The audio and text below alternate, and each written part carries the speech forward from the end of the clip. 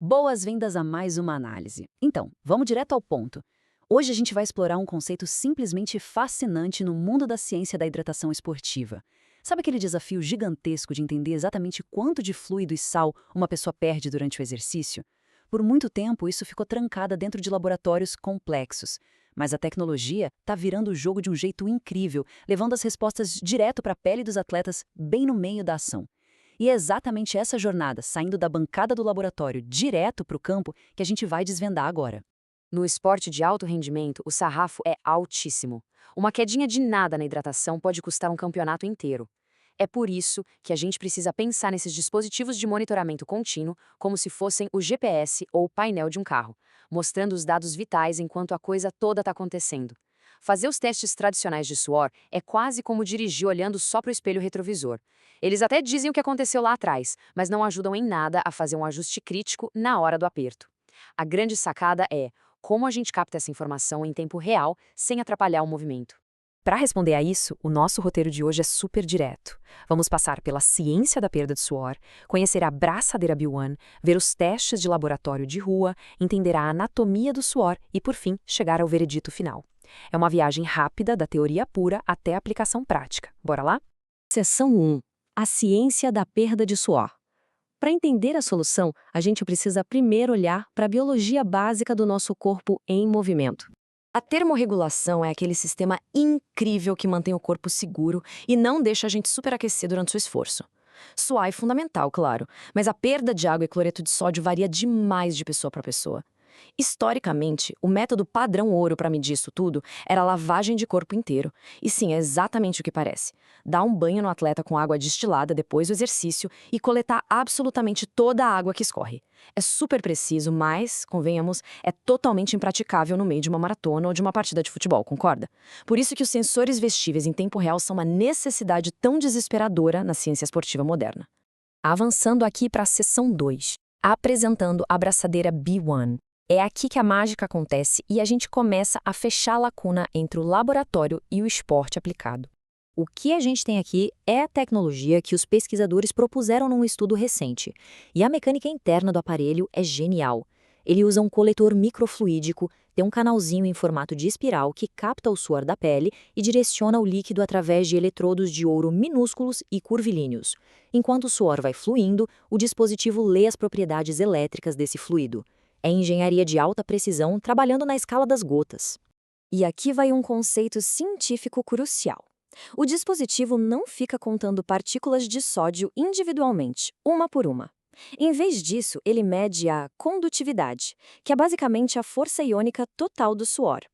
Como o sódio e o cloreto formam a gigantesca maioria dos íons ali, a condutividade funciona como um excelente atalho, um proxy perfeito para calcular o que chamamos de equivalente de cloreto de sódio. É vital entender isso para sacar como a tecnologia transforma sinais elétricos em dados de hidratação contínuos na tela. Legal. Mas será que funciona mesmo? Seção 3. Teste de laboratório do sensor. Antes de colocar isso no braço de alguém, os cientistas precisavam provar a precisão na bancada. E os resultados dessa fase de laboratório podem ser resumidos por este número absurdo, 1,00. Na estatística, isso é o coeficiente de correlação intraclasse perfeito. Significa uma concordância impecável entre os diferentes dispositivos testados usando soluções salinas padrão. Basicamente, se você testar várias braçadeiras com o mesmo líquido controlado, todas vão dar exatamente a mesma resposta, sem tirar nem pôr. A precisão do hardware é inquestionável. E os dados mostram como as medições do aparelho casam de forma brilhante com o espectro fisiológico esperado. Desde concentrações muito baixinhas de sal até as mais altas, a correlação se manteve incrivelmente firme e precisa. Isso prova, sem sombra de dúvida, que o princípio de detecção por condutividade funciona perfeitamente sobre condições ideais. Mas, como a gente bem sabe, o mundo real passa longe de ser ideal, né? Então, bora para a ação. Seção 4. Teste de rua em atletas. Foi aqui que o estudo tirou os sensores da gaveta e colocou em seres humanos de verdade, com muito suor e movimento envolvidos. A metodologia desse teste foi casca grossa. Primeiro, a equipe garantiu que 16 ciclistas estivessem perfeitamente hidratados. Aí colocaram as braçadeiras nos 2 antebraços de cada um deles simultaneamente. E depois, 60 minutos de pedalada ininterrupta, cravados em 150 watts de potência, num ambiente controlado. O objetivo era simples, fazer o pessoal suar bastante para alimentar o sensor sem parar. E os resultados humanos foram super reveladores.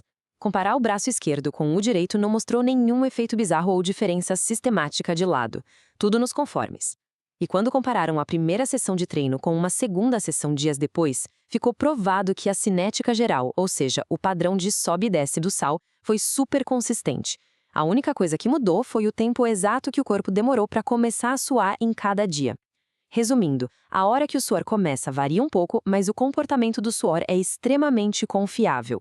O que nos leva à seção 5, a anatomia do suor. Graças a esse monitoramento contínuo, a gente finalmente conseguiu desenhar a trajetória exata da resposta do nosso corpo. Isso ilustra muito bem a beleza escondida da nossa fisiologia. É o perfil temporal do suor. Dá para notar 3 fases claríssimas que o sensor capturou repetidamente. Um pico bem agudo logo de cara quando o suor aparece, seguido por uma queda rápida e aí a coisa começa a subir devagar até estabilizar num platô contínuo. É uma assinatura biológica simplesmente perfeita. Mas por que essa linha dá esse salto absurdo logo no começo, formando esse pico? A ciência tem algumas suspeitas prováveis. Pode ser uma contaminação natural por minerais que já estavam ali parados nos poros da pele. Ou então, no comecinho do processo, rola um movimento osmótico rápido da água para ativar a glândula, criando essa concentração temporariamente super rica em eletrólitos bem naqueles primeiros segundos de suor. Agora, claro que esse pico inicial é um prato cheio para os biólogos, mas para a aplicação no mundo real, o foco é outro, o platô de estado estacionário. São os valores contínuos registrados depois que aquela turbulência inicial passa. É exatamente essa taxa estabilizada de perda de sal que os nutricionistas e treinadores precisam observar para planejar a reposição de água e eletrólitos numa prova longa. É o dado puro virando estratégia tática. E chegamos à seção 6, o veredito final. Como a gente transforma essa montanha de validação fisiológica em algo prático para o esporte? A conclusão dos pesquisadores é bem pé no chão e imparcial. Eles deixam muito claro que medir a condutividade não substitui as análises individuais super precisas do laboratório. O laboratório ainda é o padrão ouro. Fato. Porém, quando a gente fala de contextos aplicados no mundo real, onde o foco é monitorar sem parar enquanto o atleta está em movimento ao ar livre, essa abordagem se provou incrivelmente robusta e viável. É uma troca super inteligente, abrir mão de uma precisão microscópica em troca de uma utilidade prática gigantesca e imediata.